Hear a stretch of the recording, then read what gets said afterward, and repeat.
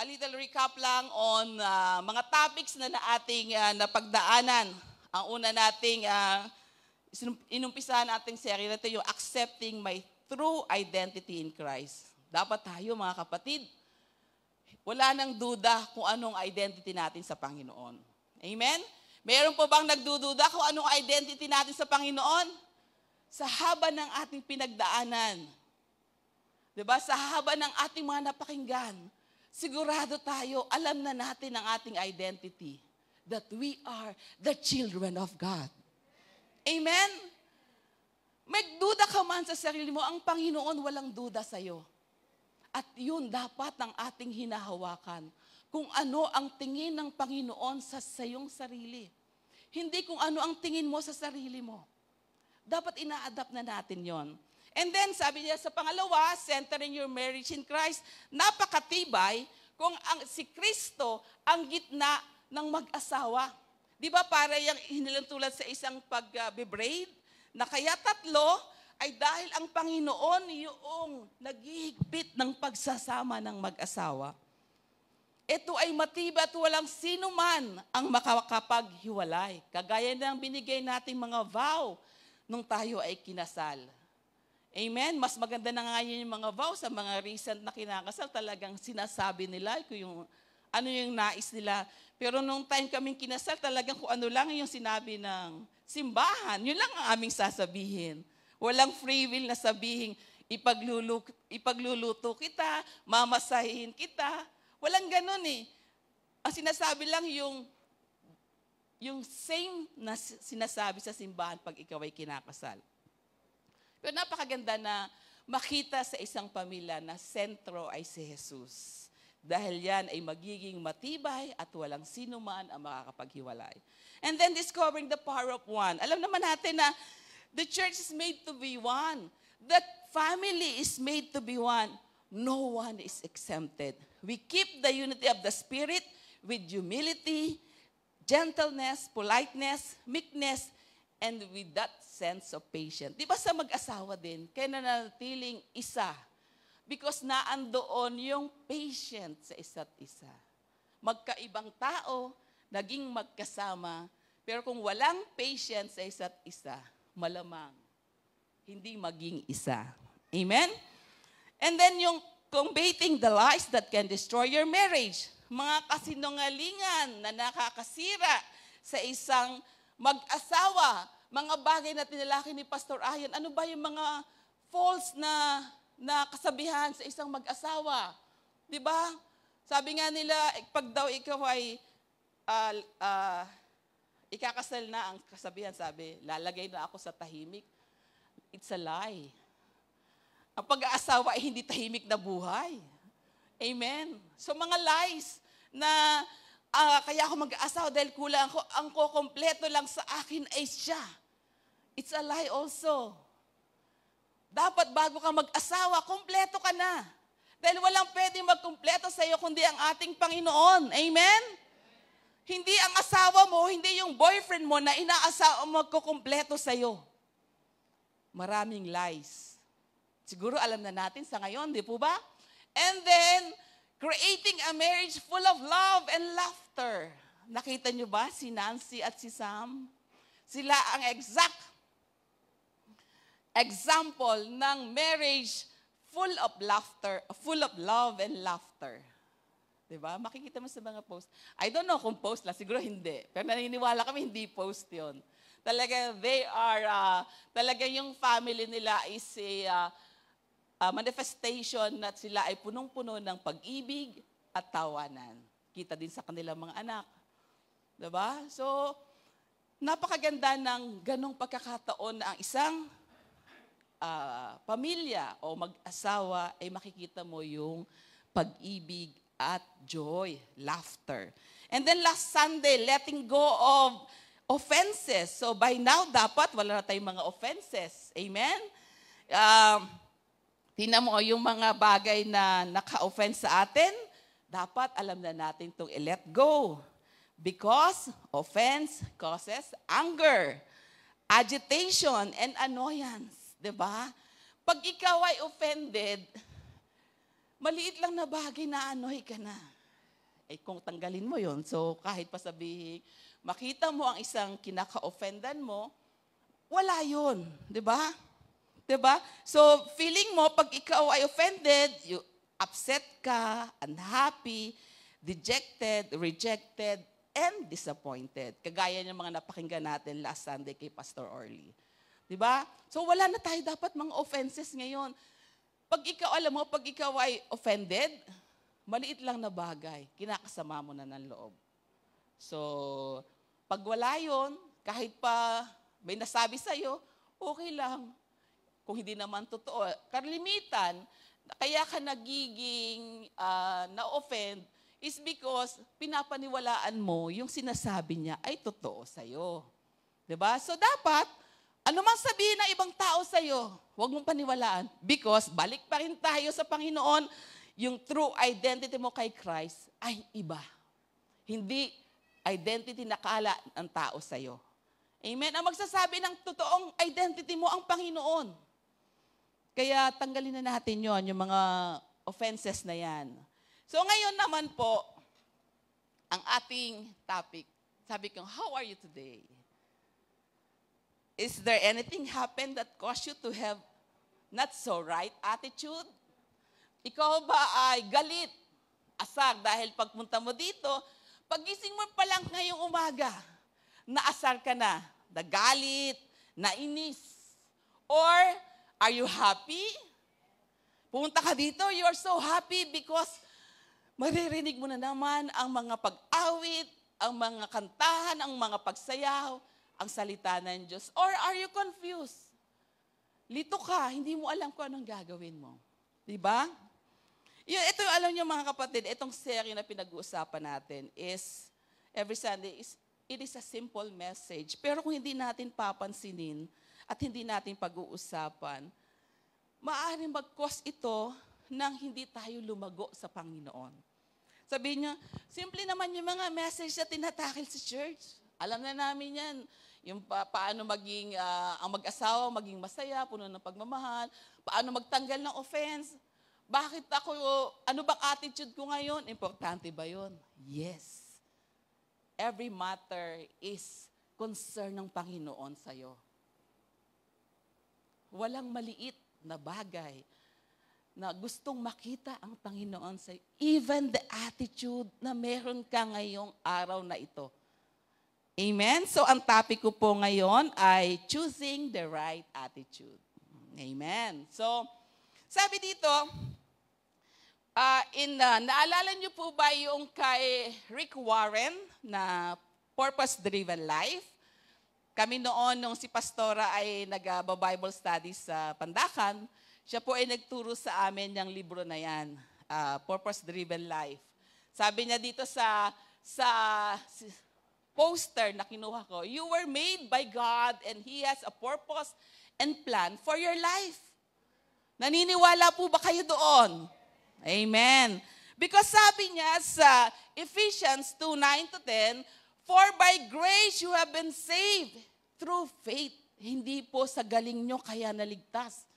Amen. Hindi din doon sa taong nag-invite sa inyo kaya kayo naligtas. Kaya kayo naging Kristiyano. Amen. And this is not your own doing. It is the gift of God. Regalo ng ating Panginoon. Not a result of works so that no one may boast. Hindi dahil, mabait naman talaga ako eh. Mabuti akong tao. Matulungin ako. Amen? Hindi po yun dahil sa iyong mga gawa para hindi mo ipagmayabang. Amen? We are His workmanship. Tingnan mo ang katabi mo. Yan ay workmanship ng ating Panginoon. Tingin naman sa mga katabi. Parang ayaw mo tingnan, Pastor Ray, si Pastor Jean. Sasabihin ni Pastor Ray, bakit hindi ko siya kagaya? Hindi. Tayo ay pogi at magaganda sa tingin ng Panginoon. Amen? Diba kagaya din yan ng pag-awit. Sabi nga ni Nancy, kay sintonado, kay magandang awit, nasasagwaan kayo sa boses, pero lahat ng umaawit sa Panginoon, isang masamyong handog, isang masamuyong amoy ang pumupunta sa presensya ng Panginoon. Amen? We are His workmanship, created in Christ Jesus for good works. So kaya ka gumagawa ng mabuti is not because of yourself, it is because of God. Amen? Which God prepared beforehand. Nasa womb ka pa lang, hinahanda ka na ng Panginoon that we should walk in them. Amen? So napakaganda na yan pala ang purpose natin. Amen? We are created for a purpose. Diba? So, and we believe that it affects our behavior and our attitude. So kung ganyan mo kaalam, ang purpose mo sa Panginoon, nag-reflect yan sa ating behavior at sa ating attitude. Amen? Kasi kung hindi mo alam, wala kang guide kung ano ang gusto ng Panginoon para kung ano yung maging attitude mo, behavior mo. Amen? Because we are the light of this nation. We are the salt of this nation. Kung bara-bara ang ating behavior at bara-bara ang ating attitude, paano tayo makakapag-invite ng mga souls for Christ? Amen? Papaniwalaan kaya tayo kung ang ating attitude ay bara-bara, nakakahiya, hindi inaayos ang buhay, kaya attitude matters to God. Amen? Napaka-importante ng attitude. And our verse for today, next kapatid, choosing the right attitude. Kinuha ko po yung ating verse sa Philippians chapter 2, verse 12 to 16. Hayaan po muna nating basahin. Therefore, my dear friends, as you have always obeyed, not only in my presence, but now much more in my absence. Diba? Sabi ito ni Apostle Pablo, continue to work out your salvation with fear and trembling. For it is God who works in you to will and to act. To will and to act, that is your behavior and your attitude. To fulfill His good purpose. Ano yung purpose natin? Sinabi natin kanina. Do everything without grumbling or arguing. Amen? Pinagbilin sa atin, do everything without grumbling and arguing so that you may become blameless and pure. Diba? Children of God without fault in a warped and crooked generation. Alam natin itong ating generation na to, itong panahon natin, sobrang crooked. Diba? Ang dami nang tinatanggap sa society natin na hindi align sa salita ng Diyos. Nagiging mag-asawa ang lalaki-lalaki, babae-babae. Diba? Iba na. Okay na yung magkaanak kahit na walang asawa. Nagsasama ng walang kasal. Hindi yung design ng Panginoon. Kaya nga gusto niya tayong maging without fault, kahit na sa ganitong kagulong mundo, gusto niya blameless tayo. Then you will shine among them like stars in the sky as you hold firmly to the word of life. And then I will be able to boast on the day of Christ that I didn't run or labor in vain. Amen? Tayo po'y manalangin. Hallelujah. Thank you, Lord. Thank you, Panginoon, sa mga salita mo na siyang pag-aaralan namin ngayong umagang ito, God. Samahan mo po kami, anoint our ears, our hearts to receive these words, Panginoon. So that, Lord, yung nais mo ang maganap sa amin. Ano man ang nais mo na maging kami para kami ay magamit mo sa iyong kaharian, mangyari nawa sa umagang ito, Panginoon. Pinupuri ka namin, pinapasalamatan sa ngalan ni Jesus. Amen. Yan po ang ating verse for today. At nakita niyo naman, sabi ni Apostle Pablo, na pagdating ng araw na yon, ipagmamalaki ko na hindi nasayang yung aking mga ginawa. Amen? Ang gandang pagmasdan. Di ba, kanina lang nakakatuwa na yung nagpatotoo dito is nagpapasalamat siya kay Sister Nancy. Hindi dahil kay Sister Nancy, kundi kay Sister Ivy. Ano ang connection? Bakit siya nagpapasalamat kay Sister Nancy? Because noong time na si Ivy ay hindi pa nakakakilala, makulit niyang ini-invite. Hindi po siya, ang sabi niya kanina, hindi siya po pinilit. Talagang may takdang panahon, may divine appointment na wala ka ng patutunguhan, kundi isuko ang buhay mo sa Panginoon. Amen? That time, nung ako ay hindi pa nakakilala, makulit din si Pastora, pero hindi niya ako pinipilit. Amen. Pumupunta siya sa company ni ading niya, at doon kami nag-Bible study. That time, alam niyo, napakahiwaga, napaka-amazing ang Panginoon. Ako ang nagba-Bible study, pero yung asawa ko, pag sinusundo ako, hindi siya sumasama kasi nawiwirduhan siya sa mga born-again Christian. Sa company kasi namin dati sa Ramcar, meron kaming grupo ng mga born-again Christian na nagba-Bible study pagtanghali. Lagi kami ni-invite, lagi namin tinatanggihan. Bakit ka mo tatanggihan? Hindi naman isinasabuhay ang pagiging Kristiyano, mga matapobre, masasamang ugali. Sila yung mga, akala mo kung sino, mga elite ba?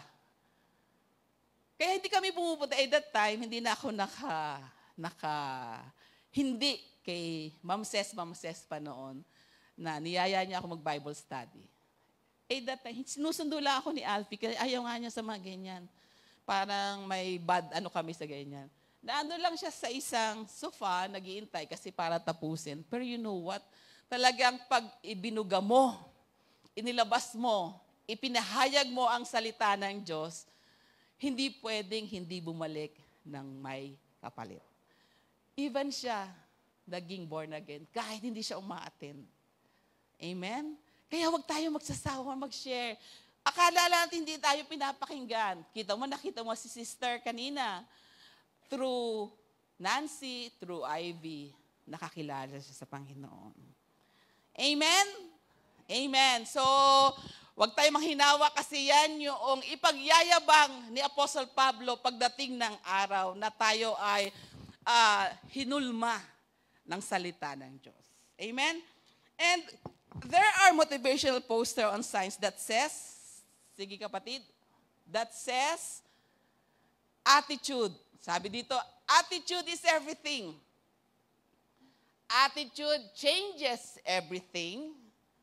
And your attitude determines your direction.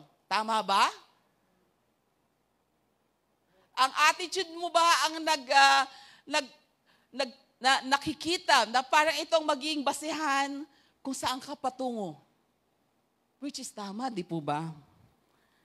Attitude is everything, and it's true because attitudes make a difference in how you look at life.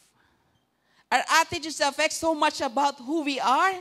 It's one reason I think Paul tells us in Philippians 2:14 and 15, sabi nito, do all things without grumbling or questioning. Because doon nakikita ang attitude mo.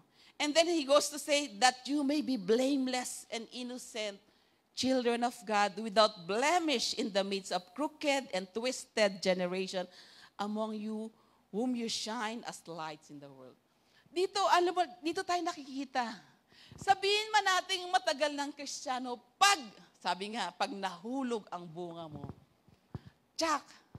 tinitingnan ka, ayan, Kristiyano ba yan? Kaya napaka-importante po ng attitude.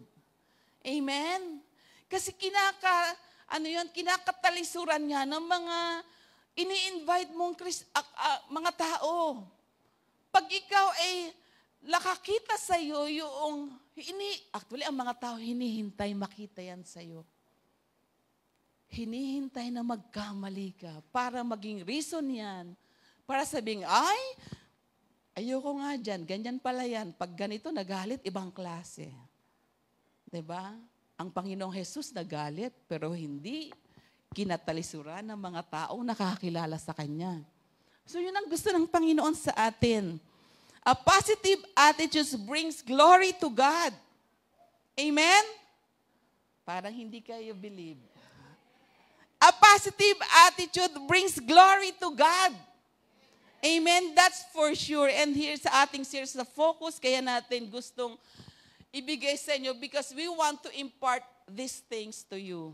So that pag tayo ay nabubuhay sa mga negativity, this is about our deeply rooted Christian faith.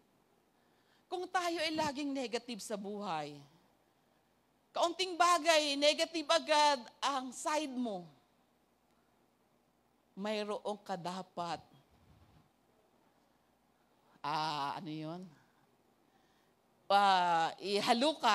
halukayin sa iyong pagiging Kristiyano. Kasi dapat hindi na tayo negative about things. Hindi tayo, mga kapatid, exempted sa lahat ng pagsubok. Hindi rin tayo exempted sa puna ng mga tao. Even our brothers and sisters, kahit tayo magkakapatid, hindi tayo exempted sa mga puna. Pero kung ikaw ay deeply rooted kung ano yung nais ng Panginoon sa buhay mo, hindi yan makaka-apekto sa iyong behavior at sa iyong attitude. Amen? So, sabi dito sa Ephesians 6:11-18, ang tangi daw dapat nating sandata sa bawat araw na pakikipaglaban natin, sa mga ginagawa natin, sa bawat paggising natin, yan yung armor of God. Sabi niya sa Ephesians 6:11-18, put on all of God's armor so that you will be able to stand firm against all strategies of the devil. Mga kapatid, yung mga strategy na ganyan, hindi dahil sa masamang tao yung katabi mo or masamang tao yung mga kakilala mo. Strategy yan ng kaaway so that maligwak ka or mawala ka at hindi ka makapag-invite ng kaluluwa para sa Panginoon. Amen? For we are not fighting against flesh and blood enemies, but against evil rulers and authorities of the unseen world. Ginagamit lang yung ating mga kasama. Against mighty powers in this dark world and against evil spirits in the heavenly places. Therefore, put on every piece of God's armor so you will be able to resist the enemy in the time of evil. Then after the battle, you will still be standing firm. You will still be standing firm. Stand your ground, putting on the belt of truth and the body armor of God's righteousness. Makikita mo dyan, di ba? Medyo anime lang. Nakuha ko palang picture.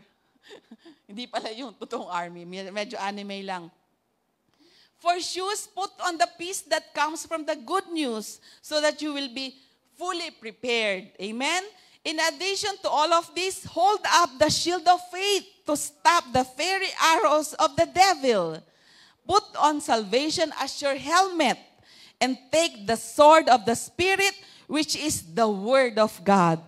Pray in the Spirit at all times and every occasion.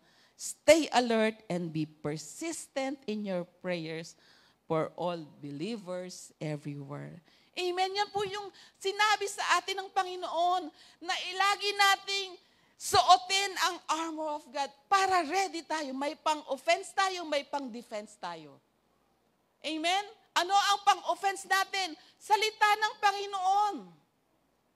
Ang dami nating pang-defense, ang ating helmet of salvation, breastplate of righteousness, ang ating shoes, pero ang tanging panglaban natin ng sword. What if hindi ka nagbabasa ng salita? Ano ang sword na ipanglalaban mo sa dating sa'yo ng kaaway? Amen? So it's about time, mga kapatid. Dapat marami na tayong alam sa salita ng Diyos. Huwag tayong papayag na tayo nakikinig lang. And it requires also your attitude. Attitude mo kung paano mo gusto makaniig ang ating Panginoon. Attitude mo kung paano gusto mong makilala ang Lord. Pero kung wala lang, you take for granted yung ating ginagawang pagbabasa, it matters to you. Pagdating ng araw, paano na ang sandatang gagawin mo? Every time bibirahin ka ng kaaway, wala kang pang tira, wala kang panglaban. Amen? So we should be ready. In every circumstances, we need our attitude and our behavior on those things. Amen? Kaya everyday attitudes plays a big role. Kaya sabi ko kanina, attitude is everything. Amen?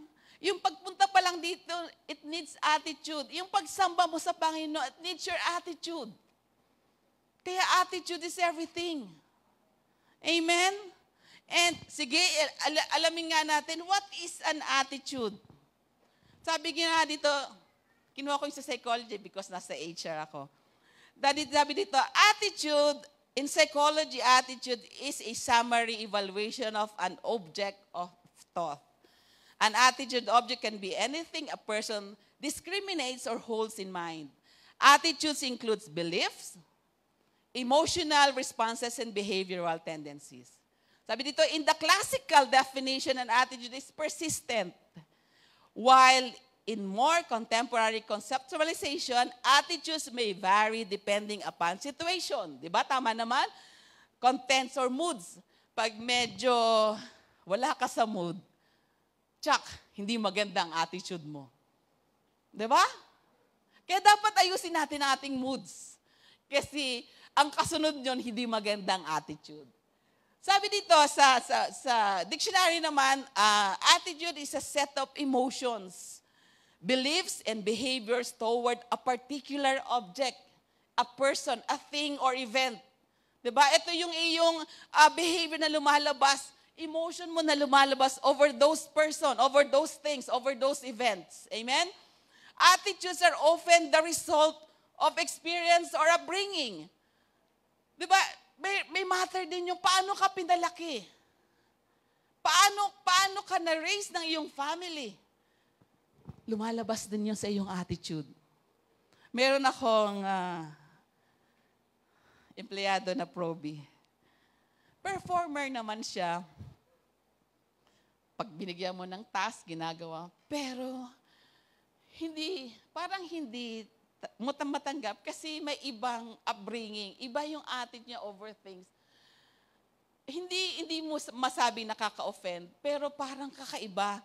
Sabi ko nga, nagsasabi ako doon sa boss ko sa HR. Alam ko naman hindi pwedeng basis yung nakikita mong kakaiba sa kanya para hindi irregular. Alam ko para ka ma-regular, it's based on your performance, on your accomplishment. Kasi parang nagtatalong loob kung irregular siya kasi iba yung attitude. May pagka sobrang opinionated, medyo may pagka, lumalabas ba yung kahit na itinatago niya yung sarili niya, pero lumalabas yung yabang, yung mayabang over those things, na halata mong during province siya tinatago niya, pero may mga circumstances na lalabas kasi innate sa kanya. Kaya sabi ko, napaka-important talaga ng how you raise your children. Amen? Mag-reflect sa attitude niya at sa kanyang pagkatao. Di ba sabi dito, experience or upbringing. Amen? They can have a powerful influence over behavior and affect how people act in various situations. Attitude is a mindset. Amen? Binigyan mo na kasi ng estado ang iyong sarili, kaya yan ang attitude mo.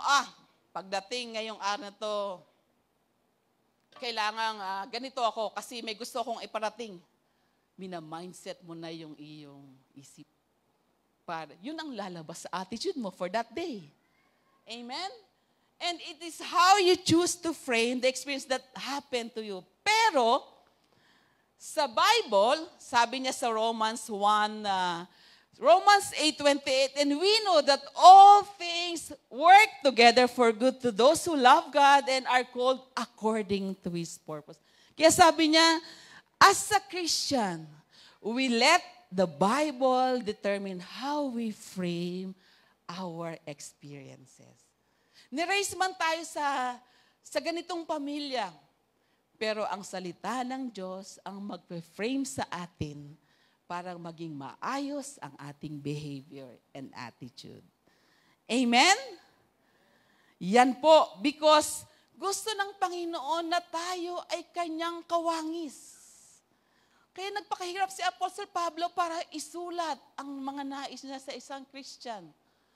Para pagdating ng araw, ipagmamayabang niya tayo. Nakita niyo yung picture na yan? It is a picture of different, medyo maliit pa lang ginagawa ko. Pero makikita mo yung attitude doon. Isang puti, isang itim. So no matter what's going down, what's going on, it says in everything sa ginagawa natin para maging maganda ang ating mood, ang key doon, mapagpasalamat tayo sa Panginoon. This is the will of God concerning you. In it, not for it, but in it. Amen? So ako, kinuha ko yung meron akong kinuha reference si Charles Swindoll.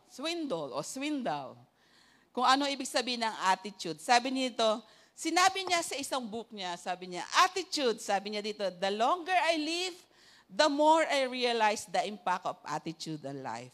Attitude, to me, is more important than facts. It is more important than the past, than education. Mayroon kang mataas na pinag-aralan.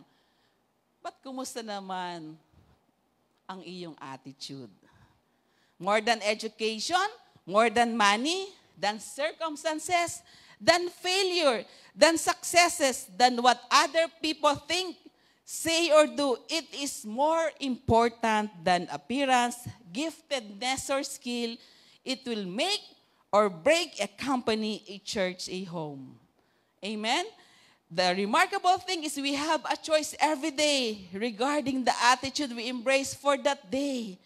We cannot change our past. Dahil na po yun. Nangyari na. We cannot change the fact that people will act in a certain way. Hindi rin natin pwedeng pilitin ang reaksyon ng ibang tao.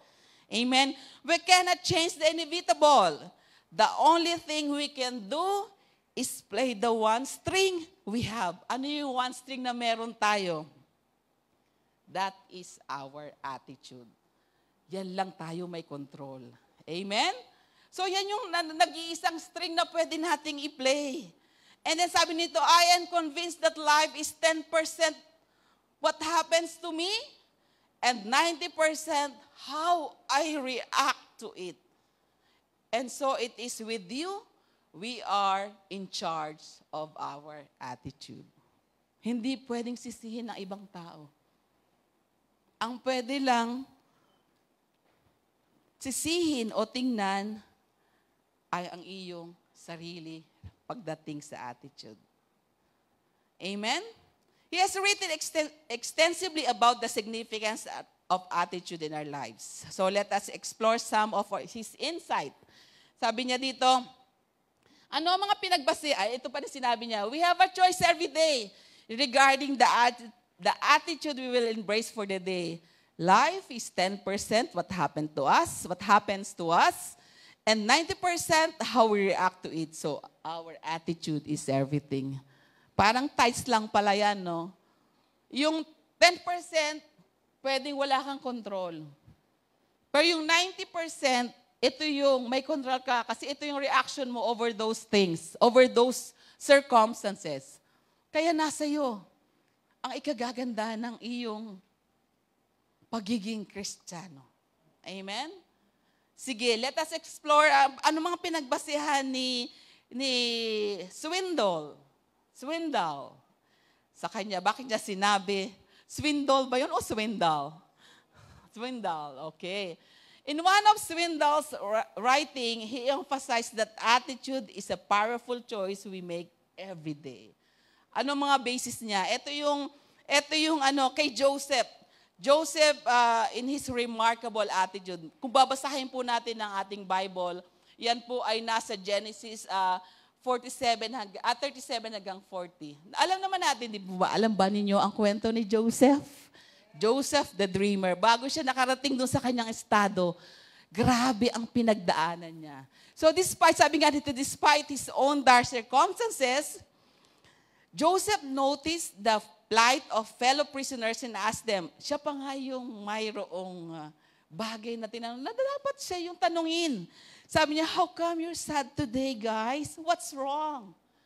Diba, siguro ganun kamalumanay si Joseph. O bakit? Nung pinasok sa kulungan kasi pinagbintangan siya, kung babalikan natin ang kwento, nakulong siya ng walang kasalanan. Pero yet, ang kanyang attitude kakaiba. Amen? Siya po yung nagtanong, o bakit kayo malungkot? What's wrong, guys? Diba? So, pag ganun ang iyong attitude over those things, nakaka-enlighten, nakakagaan. Hindi lang sa'yo, kundi doon sa mga taong makakausap mo. Na dapat, na dapat ikaw ngayong may magsabing, sobrang bigat ng aking nararanasan. So, dapat ang simpatya nyo nasa akin. Amen? Ako lang may karapatang magreklamo kasi ganito ang aking nararanasan. Pero yet si Joseph hindi ganon. Diba? Sabi niya doon, he demonstrated the beauty of the right attitude. Na kung titingnan natin, may karapatan siyang magmukmok, may karapatan siyang magalit, magreklamo, pero yet, hindi yun nangyari sa kanya. If anybody ought to have a sad face, sabi dito, if anybody ought to have a sad face, it should have been Joseph. His plight was much worse than theirs. Diba? So when your heart is right, even though the bottom may have dropped out of your life, it is remarkable how sensitive you can be to somebody else in need. Kung meron daw tayo, kung kagaya ni Joseph na meron tayong ganon kaganda ka kanyang attitude is, in spite of your circumstances, in spite of your pinagdadaanan, makikita mo, magiging sensitive ang puso mo sa need ng mga nakikita mo, sa need ng mga kasamahan mo. Amen? Hindi, minsan tayo, dahil ganun tayo ka-down, ganun kasamaan nangyari sa atin, feeling natin, may karapatan naman talaga akong malungkot eh. May karapatan akong magalit. May karapatan akong hindi magsalita dahil ako ay ganito. Ang nangyayari sa akin ay ganito. Kaya wala akong pakialam sa nakikita ko. Pero si Joseph, hindi ganon, mga kapatid. Iba ang kanyang attitude. Amen? That's what a positive attitude will do. It gets you beyond common hurdles. It will clear the deck. It will free you from hang-ups. It will show you an opportunity for ministry you never would have touched or thought. Ito yung mga bagay na pag may ganito kang attitude, yan ang magpapakita sa iyo ng mga opportunity na namimiss mo dahil nakafocus ka sa iyong circumstances. Pero tinanggal mo yan. In spite of those circumstances, in spite of those hurdles, at ipinakita mo ang magandang attitude over those things, makikita mo ang mga opportunity dadaan sa'yo. At hindi mo yun pwedeng mamiss. Dahil ang Panginoon ang nagbibigay sa'yo ng mga ganitong opportunity. Amen? And then number 2. Sige, number 2 na tayo. Choosing a positive attitude will show you opportunities you'll otherwise miss. Okay? Number 2, every day has sunshine. Hindi every day is raining day. It's raining in Manila. Diba? Favorite kong kanta yung daddy, diba? Every day has sunshine. That with the right attitude, every day has sunshine. Amen?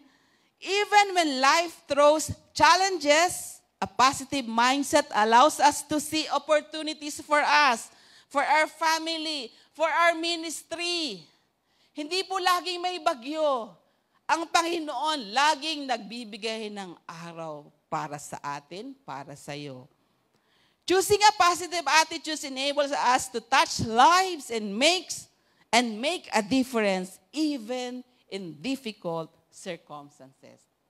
Kahit mahirap, laging magbibigay ang Panginoon ng sunshine para lumabas ang iyong positive attitude over those circumstances. And number 3, attitude matters more than facts. Sabi nga ni Swindoll, reflects the longer I live, the more I realize the impact of attitude on life. So, attitude surpasses facts, education, money, and external circumstances. Hindi pwedeng, boss ka na, mataas ang pinag-aralan mo, dapat ang attitude mo ganito. Ito ang magpapakita sa akin na ako ay iba sa aking staff. Hindi dapat ganun. Sabi nga ito lagi sinasabi ng aking business manager, dapat pag nagiging manager ka or umaangat ka, mas lalo kang nagiging humble dapat. Kasi dapat yung position mo, hindi mo nilalagay sa ulo mo para hindi ka maging mayabang, para hindi lumaki yung ulo mo. So the more responsibility na tatanggapin mo, the more you humble yourself. Amen? Ay hindi yung ibang mga tao, pag tumataas ang posisyon, nagbabago ng ugali. Nagiging proud. Nakakatakot tuloy lapitan.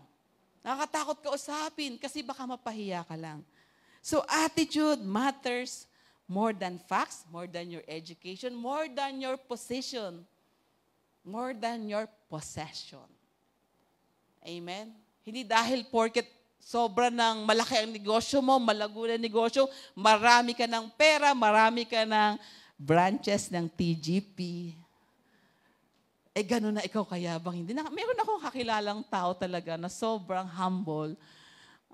Ayaw niyang ipagmalita na ganun siya kadaming TGP. Amen? So makikita mo sa kanyang pagkatao yung humbleness. It influences because attitude influences our responses, decision, and interaction with others. Diba? Kung ikaw ay may magandang attitude, even your responses makikita. Amen?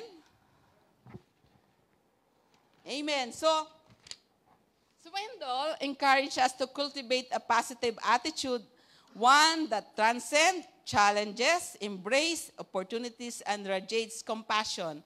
As we choose our attitude, we shape our experiences and impact those around us. Eto, may papakita ko sa inyong picture. Mga indicators that you're having a lousy or a bad day. Yung nagising ka, yung mayroon kang plano, mayroon kang lakad, pero hindi ka nagising sa tamang oras. Kahit nasang rekwa ang iyong alarm clock, hindi ka nagising. May importante kang lakad. Di ba parang it caused you a bad day?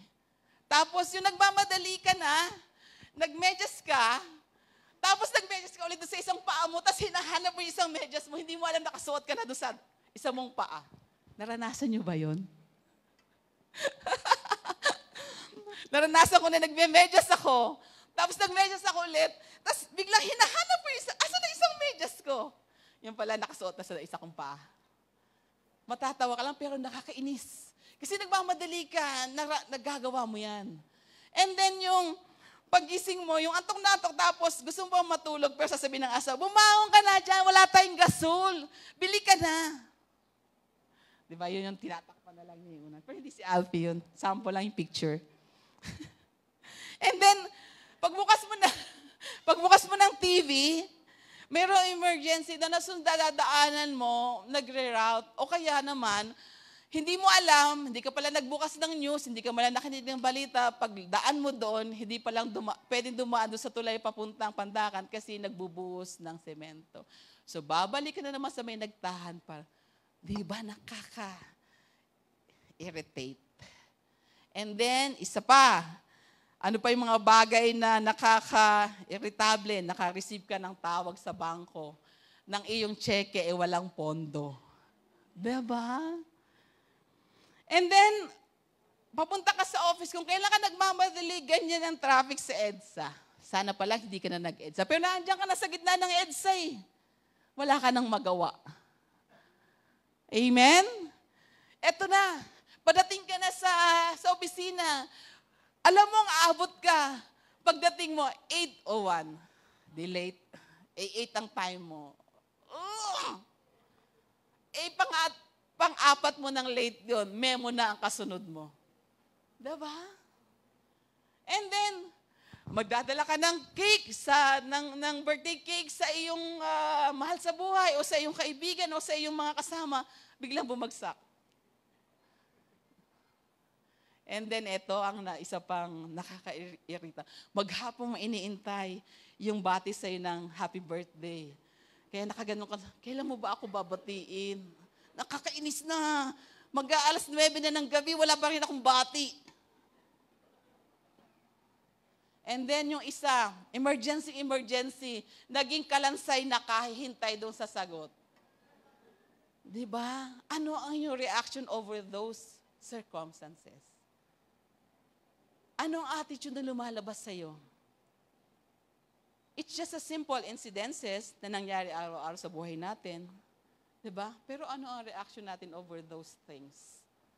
Amen? Sabi nga, next, some days are better than others, some days are worse, some days are not so okay, but one thing can make every day the best, it's our attitude. In life, we'll encounter circumstances, good and bad, yet regardless, God plans for us to live life to the fullest. Kung papaapekto tayo sa mga ganong circumstances, sasama ang ating attitude, hindi natin mararanasan na mabuhay life to the fullest. Amen? Paul testifies about God enable him to live a contented life, regardless of circumstances. Basahin po natin ang Philippians 4:11-13.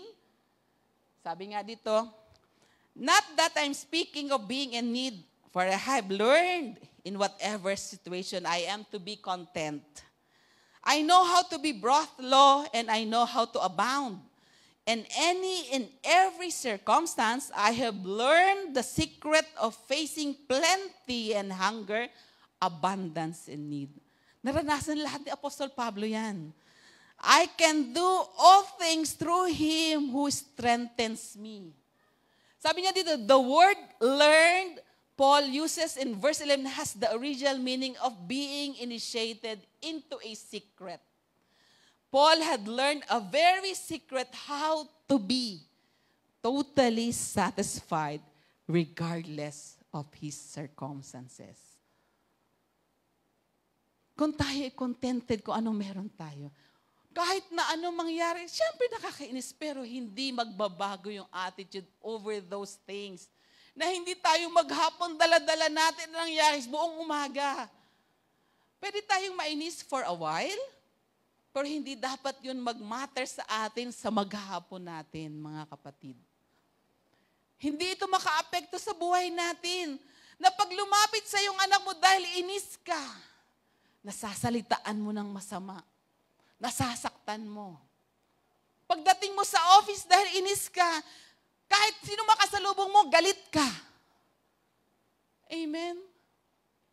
Naapektuhan na ang pagiging Kristiyano mo over those things. Kaya sabi niya, totally satisfied. Si Apostle Pablo, totally satisfied regardless of his circumstances.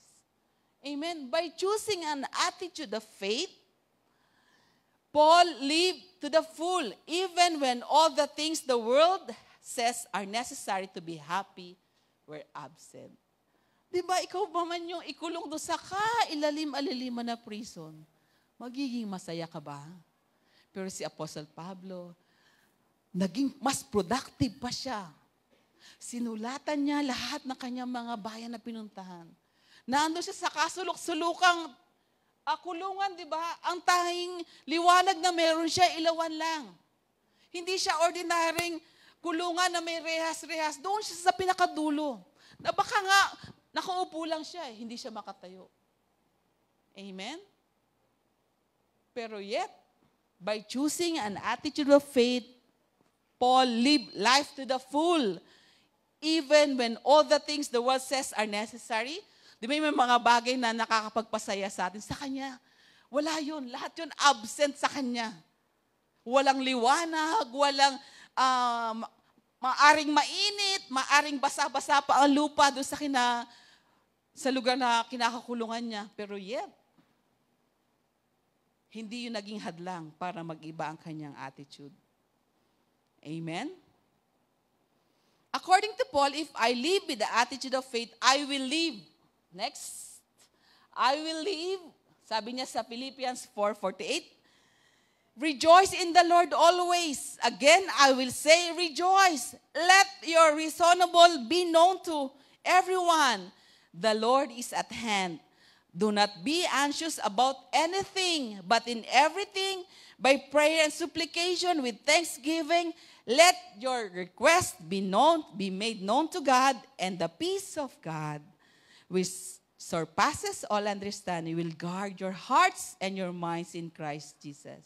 And finally, brothers, whatever is true, whatever is honorable, whatever is just, whatever is pure, whatever is lovely, whatever is commendable, if there's any excellence, if there's anything worthy of praise, think about these things. Amen?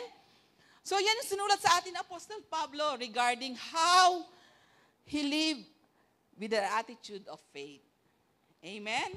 And, sige, tingnan natin. Ano ba yung naging basehan niya? Bakit siya nabubuhay with an attitude of faith? Number 1, we should focus on Jesus. In verse 4, sabi ito, Paul indicates this is a choice by stating, this is an exhortation. Each day, sabi niya, I can either be a warrior or a worshiper. It's up to you. It's also the notes of your choice. Diba?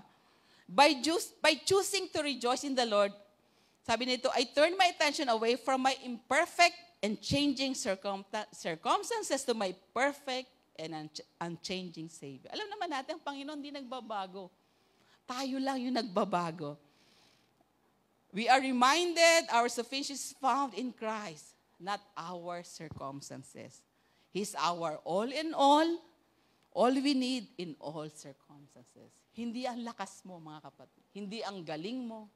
Hindi ang talino mo. Kundi siya ang kailangan natin sa lahat ng ating circumstances. Amen? Mayroong gusto sana ako ipakanta kay Nancy, kaya lang hindi ko na napasama. Sabi dito, all of you is more than enough for all of me. For every thirst and every need, you satisfy me with your love, and all I have in you is more than enough. More than all I want, more than all I need, you are more than enough for me. More than all I know, more than all I can say, you are more than enough. Amen. Jesus is more than enough for us. Every day, Jesus is more than enough for us. So, instead of worry, we will worship God. Amen? Number 2, in verse 5, aware of Christ's presence. Na kahit kailan alam natin, hindi tayo iiwanan. Sabi dito mayroong great evangelist, si Angel Martinez, said he thought 99% of our problems in life stem from the relationships. Sabi niya, the longer I live, I am more convinced he was right. Sabi dito, Paul understood this is to be true too. That's why he encouraged us to relate to others patiently and gently. So sa halip na ikaw yung maapektuhan ng mga tao na kapaligid sa iyo, ikaw ang magpa-apekto sa kanila. Amen? Kung sila ay malungkot, di ikaw ang magpasaya.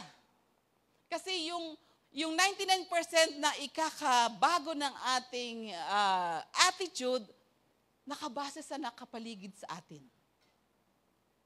Amen? Kaya sabi kanina, 90% and how you react on those things.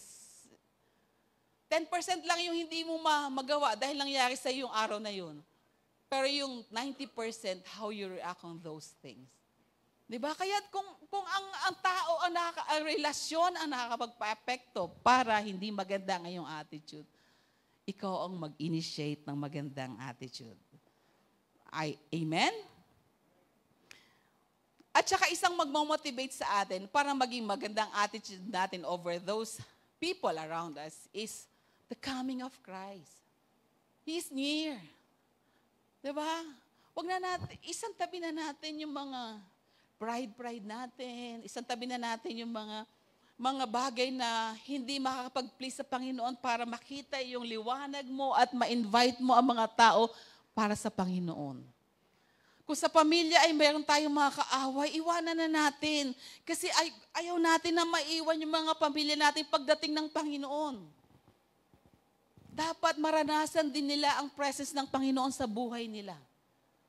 Hindi sila maiwan. Kaya dapat aware tayo sa presence ng Panginoon sa atin at presence ng Panginoon sa buhay ng mga mahal natin. Amen? Sa mga kasamahan natin. Sa mga kaibigan natin. Amen? Sabi nga ni Simpson, "Beloved, have you ever thought that someday you will not have anything to try you or anyone to vex you again? This will be no opportunity in heaven to learn or to show the spirit of patience, forbearance, and long-suffering. If you practice these things, it must be now." Wala na kasi kayong gagawin sa langit. Kaya dapat dito nyo na ginagawa. Dito na natin, hindi po ako exempted, dito na natin dapat gawin yung opportunity na meron tayong spirit of patience, spirit forbearance, long-suffering. Kasi pagdating natin sa langit, hindi na natin mapapractice. Dahil wala na tayong mga ganong kaugalian. Amen.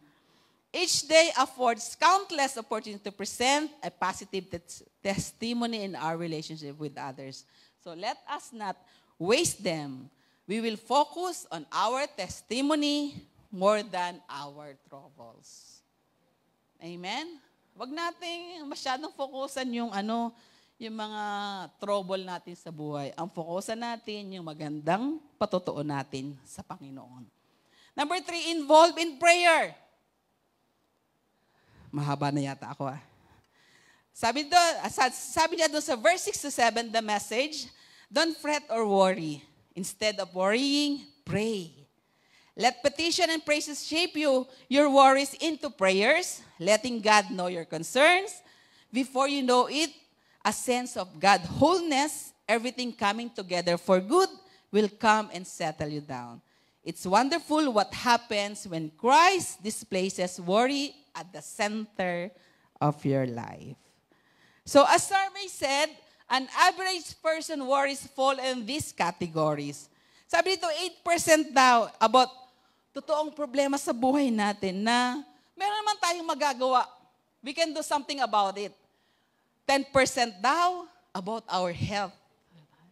Which gets na lagiging mas worse kung tayo ay na-stress. Amen? Kaya iwasan natin yung stress para yung 10% na about health hindi madagdagan. 12% thinks about criticism by others. Mostly untrue. Kaya dapat tanggalin natin kung kinikriticize man tayo, wag nating paniwalaan. Because they are mostly untrue. 30% thinks about the past that can't be changed.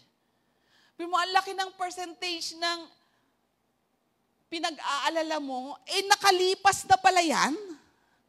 Wag mo nang alalahanin. And ang pinakamalaking percent ng iyong worry ay 40% na hindi pa nangyayari, nagwo-worry ka na. Amen? O kagaya ngayon, tagal naman ni Pastora, 10:35 na. Ano kayang uulamin namin mamaya? Hindi pa ako nakakapamalengke, tagal-tagal. Diba? So hindi pa nangyayari, nagwo-worry ka na. Amen? Kaya dapat, tanggalin mo yung worry na yan para maging sa halip na warrior ka, worshiper ka ng Panginoon. Merong maliit na story dito.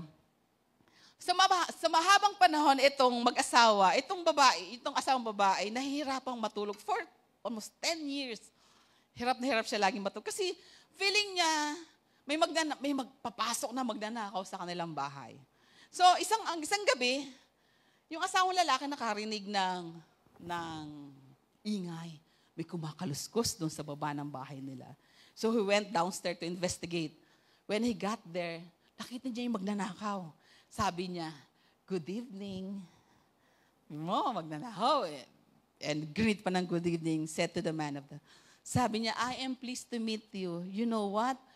Halika, isasama kita sa asawa ko at papakilala. Kasi for almost 10 years, hinihintay ka niya lagi.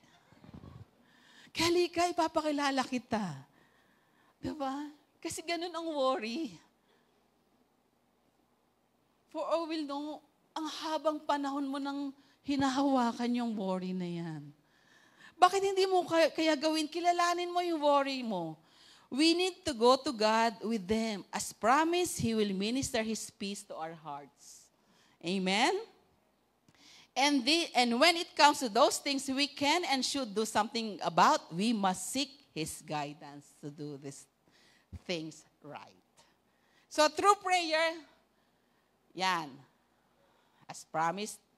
And when it comes to those things we can and should do something about, so we must seek His guidance to do things right. So through prayer, we can sort out our circumstances as Bill Hybels explained in this book, yung too busy not to pray.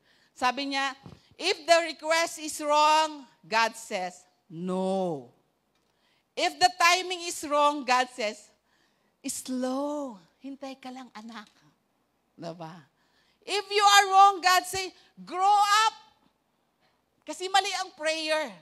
You should grow up. If the request, the timing, you are right, God says, go, anak. Amen? So, prayer will keep us on the right path. We will seek God rather than sulk. Amen? So, yan po yung ating about prayer. So, number 4, malapit na po tayong matapos. Number 4, thinking on right things. In Philippians 4:8, sabi na, finally, brothers, whatever is true, whatever is honorable, whatever is just, whatever is pure, whatever is lovely, whatever is commendable, if there is any excellence, if there is anything worthy of praise, think about these things. Paul says, even in a world of negativity, there are positive things God is up to. Living with an attitude of faith means I will look for the positive things God is doing and I will think them. I will be living what I am learning.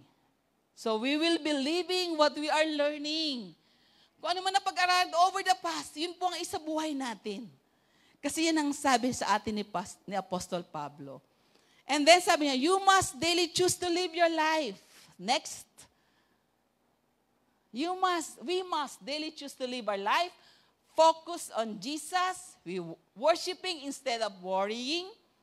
Aware of Christ's presence. Focus on testimony, not troubles. Involved in prayer. Seeking God rather than sulking. Thinking on right things, thinking positively, not negatively, and holding firm for what you have learned. Living what I am learning. Live what you have learned today. So, dear brothers and sisters, next, attitude is a choice.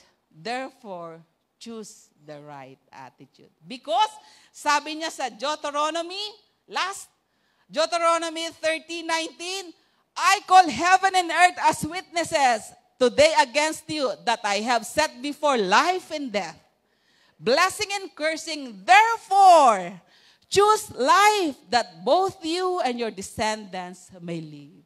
Amen. Tayo po ay manalangin. Hallelujah. Hallelujah.